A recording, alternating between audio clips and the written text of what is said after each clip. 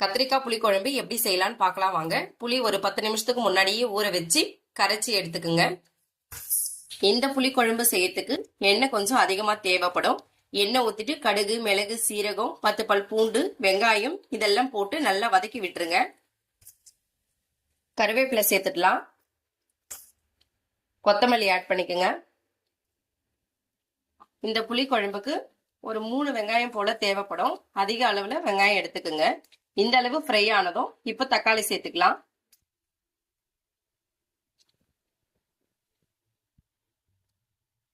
தக்காளி ஒரு 3 பழம் போல சேர்த்துக்குங்க.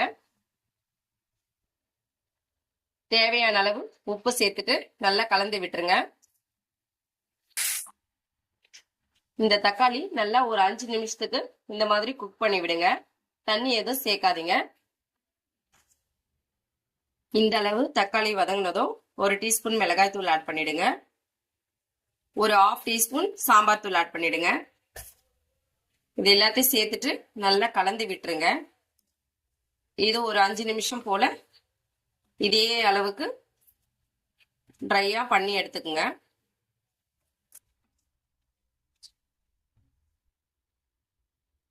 இப்போ புளி கரைசல் சேர்த்து விட்டுருங்க. புளி கொஞ்சம் அதிகமா எடுத்துக்குங்க.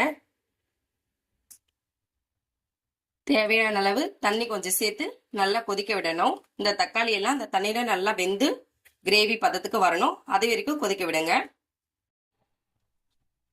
இந்த அளவு தக்காளி எல்லாம் வெந்து வர மாதிரி ஒரு 10 நிமிஷம் போல கொதிக்க விடுங்க.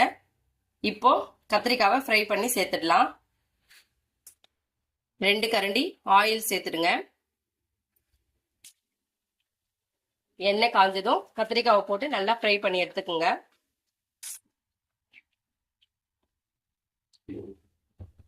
இந்த அளவு கத்திரிக்காய் நல்லா எண்ணெயிலே ஃப்ரை ஆயிடும். 75% இதுல குக் ஆயிடும்.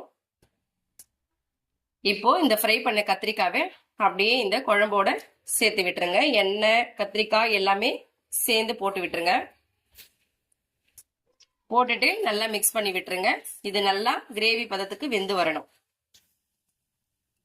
இப்ப பாருங்க, இந்த அளவு கொதிச்சு வந்திருக்கு. இந்த ஸ்டேஜ்ல நீங்க அடுப்பு ஆஃப் பண்ணிடுங்க. கத்திரிக்காய் புளிக்குழம்பு ரெடி ஆயிடுச்சு. இதே மாதிரி நீங்களும் ட்ரை பண்ணி இது நீங்க லஞ்ச் பாக்ஸ் மெனுமாவும் செஞ்சு பாருங்க, நல்லா இருக்கும். இதுக்கு ஒரு கேரட் பீன்ஸ் பொரியல் வச்சு சாப்பிட்டீங்கன்னா ரொம்ப டேஸ்டியா இருக்கும். ட்ரை பண்ணி பாருங்க. தேங்க்யூ.